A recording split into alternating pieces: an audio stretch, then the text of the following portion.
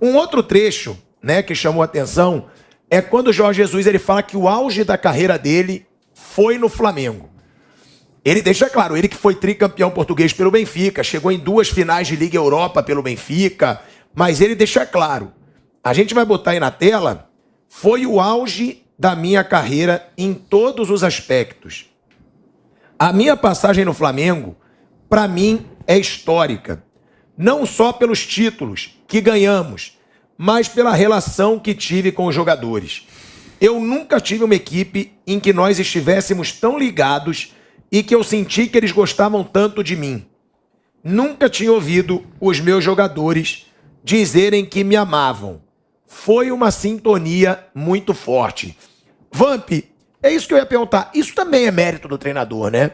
Porque tem muita gente, o Paulo Souza, o jogador não obedece. Também é um problema do treinador. Ele tem que ter o grupo na mão. Que é o que a gente fala, o cara inteligente e o cara que tem o grupo na mão. Você sentia isso no Flamengo do Jorge Jesus também? E outra, muitos jogadores falam com ele até hoje, né? Inclusive jantou com o Gabigol, que vazou foto, tudo mais. Não, cara, é isso que os dois lados, é isso que eu acabei de falar. Jantou com o Gabigol. Alguma coisa demais? Não, esses caras viveram junto. Foram campeão brasileiro, viajaram, campeão de Libertadores, foram ao Mundial de Clubes, viajaram juntos, estão juntos, não vejo nada demais. O que me surpreende, quando eu te falei, é o seguinte, a direção do Flamengo conviver com Jesus, e Jesus vir no Brasil e jantar com os inimigos. Tá junto com os inimigos. Não com aqueles caras que ele viveu, Campeonato Brasileiro, viajam junto, hotel junto, jantam junto. Sabe que a mesa da comissão técnica senta com a diretoria. Comem junto, viajam junto, o mesmo andar de hotel, quarto diferente, tudo isso. Aí, em relação ao Paulo Souza, chegou, para ter ciúme disso, o Gabriel foi jantar com o Jorge Jesus, não tem nada a ver, ele foi jogador, ele sabe também. Por sinal, ele era capitão e líder, né? E dizer que é um bom trabalho, ainda não é. Por isso que eu falo, se a torcida do Flamengo que viu aquela entrevista se apegar a isso, da entrevista de ontem, a diretoria vai ser pressionada. Já está sendo. Já vai ter, Agora já está sendo uma pressão absurda e vai ser. Agora, o próximo jogo do Flamengo é qual, Mauro? Altos do Piauí amanhã. É ótimo isso, né? Sábado, o Ceará em Fortaleza. Isso é bom porque o Altos dá uma respirada. Não vai ser um jogo que vai ter derrota, provavelmente goleada. Voltamos, hein? De volta à Rádio Jovem Pan. Agora a gente está na rádio e no YouTube.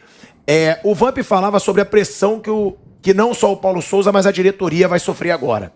A gente falou até das hashtags aí, fora Brás, fora Landim. Realmente, é um negócio da paixão do torcedor que nesse momento interfere. Agora, Mauro e Vanderlei, vocês acham que o Paulo Souza tem uma pressão no cargo do Flamengo? Principalmente depois disso, ou não? Pelo que você até entrevistou o presidente, né, Mauro?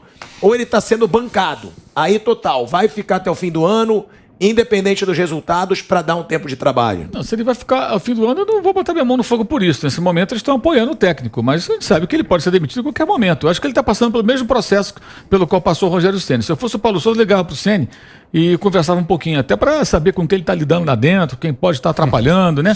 Seria bom, né, para se preparar. O processo é o mesmo, inclusive em rede social e nos setores da mídia que batem o tempo todo no técnico, se ele não for o Jorge Jesus, né? Acho que só tem o Jorge Jesus na face da terra para treinar o Flamengo. Então, no momento ele está sendo apoiado, mas se ele não conseguir resultados, evidentemente ele pode ser demitido. A gente sabe como funciona, mas não por causa do Jorge Jesus. Pode ser demitido porque pode ser demitido, como o Ceni foi demitido, né? E o Domi foi demitido nessa gestão. Então acho que se ele não tiver... Ele acho até que o Paulo Souza precisa começar a pensar de uma forma um pouco pragmática. Em alguns momentos até abrir mão. Eu penso isso há algum tempo, acho que agora mais ainda. Por exemplo, o Pablo ficou no banco no final de semana.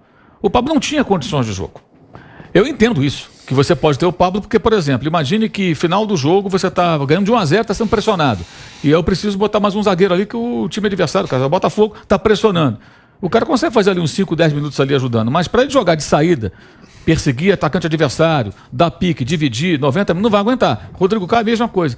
É melhor não colocar no banco. Ou então coloca no banco e explica, esse jogador está no banco, mas eu não posso contar com ele na plenitude.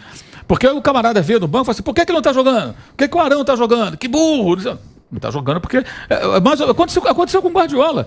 Sai o De Bruyne. Pô, tá maluco o Guardiola? Esse De Bruyne tem algum problema, né? Maluco ele não é. Aí sai o gol do City logo depois. Sai faz 1-0. Foi. Com participação dos jogadores que vieram no banco. Né? Então, assim, isso é geral. Eu acho que o técnico tem que ter alguns cuidados para que ele não fique tão vulnerável. E um deles, ele assistiu com o Hugo. Domingo Santos estava machucado, não poderia jogar. Mas jogaria o Hugo de qualquer maneira, já deixou isso bem claro. Eu acho que o Paulo Sousa tem que entender como as coisas funcionam no Brasil para ter menos injeção de saco e poder trabalhar. Agora, que ele pode cair, pode cair. Eu acho que isso independe de Jorge Jesus. A pressão para derrubar um técnico do Brasil, ela acontece independentemente de outro treinador. O torcedor, cara, ele fica muito assim. Eu lembro quando eu chego no Corinthians, os caras me deu a 9, professor. Joga com a 9. O torcedor vai, pô, esse camisa 9 nunca fica dentro da área. Tá lá perto do zagueiro, não faz gol. Aí eu, primeira oportunidade, eu digo, tira essa 9 do meu peito aqui, meu irmão. Me dá 5 a 8. Só que não podia, que tinha o nome, né? Sim. Daqui a pouco me deram 11. O torcedor ficava, ó, esse ponto esquerda nunca tá lá pra driblar ninguém, não dribla ninguém, só fica no meio tocando a bola. Tem isso também. É isso que o cara, você tá falando, cara, pô, tá com o Pablo, tá com não sei quem no banco, o torcedor cobra. E não sabe a situação do atleta, como é que tá. Porque o Rodrigo Caio pra votar agora. Pra ir aos poucos, o time ganhando de 3-0, entra, vai suave. De repente amanhã ele Eu acho que a situação do Paulo Sousa é muito delicada. E vai continuar delicada.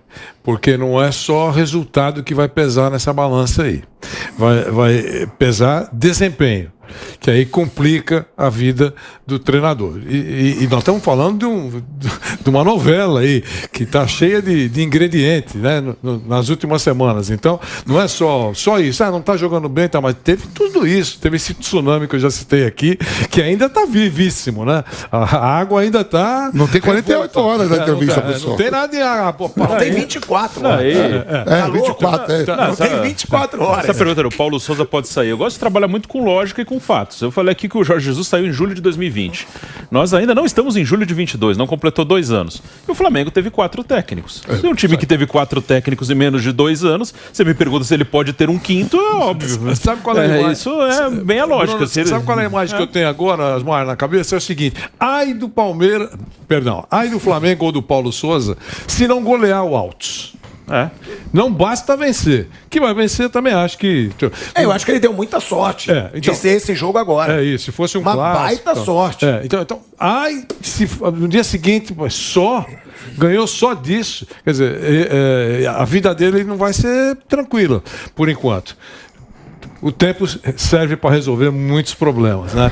Mas nesse momento eu acho que ele vai continuar, mesmo com esse episódio, entre aspas, Jorge Jesus, página virada, ele vai ter muito problema pela frente. Agora, as cobranças hoje vocês acham justas em cima do Paulo Sousa? Porque eu acho. Eu acho que hoje ele já tem 5 meses de trabalho. Ele não ganhou o Campeonato Carioca, que todos que passaram ganharam. Todos. Desde Jorge Jesus ganharam. Ele não ganhou a Supercopa do Brasil, que era um baita clássico. Desde o Abel Braga. Abel Braga ganhou. Verdade, o Abel Braga ganhou. Ele não ganhou a Supercopa do Brasil, que também era um clássico e jogou bem. Agora, Libertadores. São alguns jogos ruins, é porque o grupo é fácil. O jogo contra o Sporting Cristal jogou mal, mas ganhou. O jogo contra o Tadieres mereceu mais a vitória que o Flamengo agora na Argentina. E 14º colocado no Campeonato Brasileiro, a 2 pontos da zona de rebaixamento. Eu sei que isso não vai ficar assim. Eu não acho que o Flamengo vai entrar na zona, vai brigar. Você vai questionar agora, sim, não é lá mas na frente. Eu acho que hoje dá para se questionar o trabalho dele. O trabalho dele... Que já se falou muito, tem que ter tempo. Já são 5 meses. E, o Flamengo ter 5 pontos num Brasileirão com 15 disputados podia ter é um vencido desempenho o bem Botafogo. ruim. A pergunta é, para você, poderia ter vencido o Botafogo? Sim, o jogo do Botafogo não foi um jogo ruim. Então, agora, e o jogo do Atlético Paranaense? Foi horroroso. Então, mas o foco é aquele negócio. Você não pode saber em que posição vai terminar o Flamengo no final, sim, lá na frente. Né? Mas então temos que analisar agora. Poderia ter vencido o Botafogo. Os erros que aconteceram, ou a ineficiência de jogadores de colocar a bola para dentro, você pode jogar tudo nas costas do Paulo Sousa. Eu não estou dizendo que é o técnico dos sonhos, não é isso. Sabe? Porque senão a gente fica só focando a cabeça dele, que é o que está a prêmio aí, e esquece que alguns eficientes não estão sendo eficientes. Mas eu não estou jogando na conta dele. Eu acho que é um conjunto. Eu acho que também é errado você falar, o Paulo Sousa não tem culpa nenhuma, a culpa é dos jogadores. Eu não falo isso. Então, é isso que eu estou falando. Eu acho que dá para se questionar o trabalho do Paulo Sousa hoje. Vocês concordam? Vocês acham que não? Que é muito cedo? O que vocês acham? Eu acho que tem coisa boa e coisa ruim aí. Tem coisa que ele testou e que não deu certo. a formação Everton Ribeiro na esquerda. Ele não tem usado mais, que ele chegou à conclusão que não deu certo. Voltou pro lado direito, normalmente o Bruno Henrique faz o lado esquerdo, que ele estava usando o Bruno Henrique mais perto do Gabigol. Então ele voltou atrás e o time até fez alguns bons jogos já com o Everton voltando para a direita, com a formação mais próxima do que foi do Flamengo nos últimos anos. Algumas insistências dele são ruins, né? O Hugo é um cara que ele gosta, que ele vê potencial, mas o Hugo tá falhando toda hora. O setor defensivo, aí tem as lesões que podem servir de atenuante para ele, mas o setor defensivo do Flamengo falha bastante, né? E aí também, claro, tem a responsabilidade dele nisso aí. O João Gomes e Lázaro foram coisas boas dele, boas apostas deles, são caras que consolidaram na mão dele. Então acho que pode estar melhor.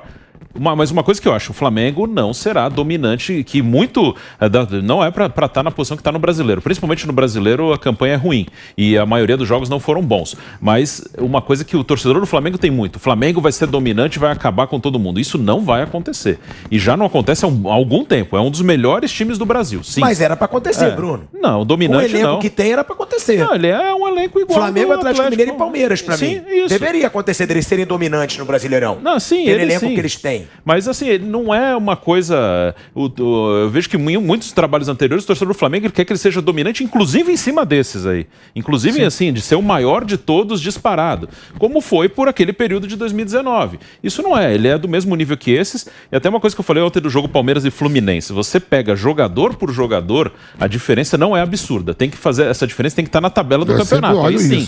Mas no jogo pau a pau... São raríssimas goleadas que vão acontecer no Campeonato Brasileiro. E ainda, e acho que para os outros também, com o Palmeiras e com o Galo também tem um pouco, é que agora o Flamengo está mais pressionado. Ainda se cobra que goleie todo mundo. Isso no Brasileiro é raríssimo. Mas goleada isso é raro. Está acontecendo com os três, né? Com os três. Por exemplo, sim. O empate do Palmeiras com o Fluminense foi recebido por boa parte da mídia aqui de São Paulo como se fosse um absurdo. Sim. Um absurdo. É um confronto do campeão carioca e campeão paulista. Palmeiras é melhor que o Fluminense? Sim. Joga em casa, favorito, sim. Pontos corridos, mas o empate jogo não é só. absurdo. Essa diferença tem que aparecer na tabela do campeonato. Exato. No Assim, pau a pau ali não é absurdo o Palmeiras empatar com o Fluminense em casa, como não é absurdo o Palmeiras vencer o Fluminense do Maracanã. Pode acontecer. O Fluminense não é um time muito inferior ao Palmeiras. Ele tem uma diferença ali que eu acho que num jogo pode igualar e pode ser um resultado esses desse. três aí, é garantia que chega lá pegar o Fortaleza. Mesmo o Fortaleza estando mal, começou mal. Tem um jogo a menos, começou mal. É certeza de vitória indo lá? Enfrentar o Fortaleza?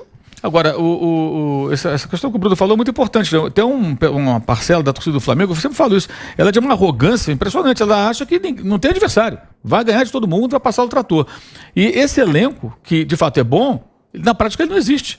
O goleiro, o Santos nunca se machucou no Atlético. O que me admira é tá muitos jogadores de defesa machucados. Normalmente o jogador de defesa é que senta o pau. O Fabrício Bruno joga mais de um mês, vai fazer exame essa semana para descobrir o que tem. Agora eu vou fazer outro exame, porque os caras não conseguem descobrir Parece o que uma lesão rara no dedão do pé. Depois de um mês vão descobrir o que é. Né? São 11 desfalques. Pois é, aí você tem o Pablo se machucou 2 vezes. Quando chegou no treino e contra o Talheres. 10 minutos estava machucado.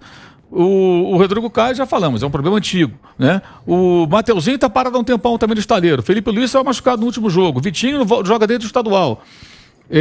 Matheus França fraturou, o garoto da base que ele começou a lançar também, outro menino que ele está aproveitando. Ele usa mais a base do que o JJ, aliás. E tem mais quem? Tem mais gente. Tem o Pedro também. Marinho, Vitinho. O Marinho estava no banco semana passada com a fratura na costela. Não queria jogar, eu não sei, imagina. Na trombada, o cara com fratura na costela. Felipe Luiz agora, então, Léo Pereira. Com 24 minutos. Léo Pereira voltou agora. Quer dizer, são vários jogadores machucados. Então, na verdade, tem o elenco e não tem. A defesa está toda desfacelada. E aí eu acho que a cobrança tem que ser em cima do departamento médico. Aliás, tem mais de 2 semanas que eu mandei um pedido de uma entrevista ao Dr. Tanuri, que é o chefe do departamento médico do Flamengo. Falei, pode ser onde você quiser. Na Jovem Pan, eu falo com o pessoal da Pan, pode ser no UOL, pode ser no meu canal no YouTube, diabo, onde for. Não responde. Não o pessoal da assessoria, pelo contrário, os amigos da assessoria estão tentando fazer o trabalho médico não dá entrevista. Eu já falei até pro colega lá, falei, então podia dar uma coletiva. Junta todo mundo e dá uma coletiva, explica que diabo está acontecendo. O Flamengo vive com um jogador machucado, mas não falam. De repente ele tem até boas explicações, não sei, né? Eu não sou médico, de repente ele consegue explicar caso a caso o que está acontecendo. Esse do Fabrício Bruno me chama muita atenção. Depois de mais de um mês, o jogador nunca se machucou no Red Bull Bragantino. Mas está machucado. Santos se machucado, agora está machucado. Por exemplo, eu vi a entrevista do Guardiola essa semana, o Guardiola falou assim, faltam 2 semanas para acabar a temporada. E eu tô sem zagueiro nenhum, todo mundo machucado. Você vai entender, o City chegou em todas as frentes e os zagueiros estão tudo machucados. Ele falando. Mas agora estamos no mês de maio ainda, todo mundo machucado. O brasileiro mal começou, né? Quinta rodada do brasileiro. Não, e foi o que o Mauro falou. Você tem jogadores que não têm histórico de lesão nenhuma. Nenhuma. Você tem o Fabrício Bruno, não se machucava. O Santos, quanto tempo o Santos ficou agarrando aí no Atlético Paranaense? Titular absoluto. Mas é o que o Mauro falou. Ele pode ter uma explicação convincente. Mas enquanto não oferecer essa carga de explicação, carga de explicações, ele cria essa dúvida. O que está acontecendo? É problema de treinamento físico? Que está sendo feito alguma coisa equivocada que provoca contusão? Não sei. Não, excesso de jogos. Tudo isso, ou não. Ele pode ter uma explicação. O silêncio é que é o problema, né? O silêncio provoca a teoria da conspiração, às vezes informação correta, enfim, ele precisa se pronunciar. O Vanderlei, e médico de clube, médico de seleção, ele é cobrado de uma maneira que nenhum outro médico é, porque ele fica famoso, né? Sem dúvida. Mas é bom ser famoso. Você vê, o Joaquim Grava, ex-médico do Corinthians, fez o nome de CT, o Lídio Toledo, já falecido, né? Era um médico conhecidíssimo no Rio de Janeiro. Empresários, né? Exato, porque então ser médico de clube é bom, deve ser muito bom para os negócios dele, como legal, problema nenhum. Mas aí você tem que dar satisfação para milhões de torcedores que querem saber. Então você tem que falar, de vez em quando tem que falar, alguém tem que falar. Num caso como esse, parece muito óbvio, né?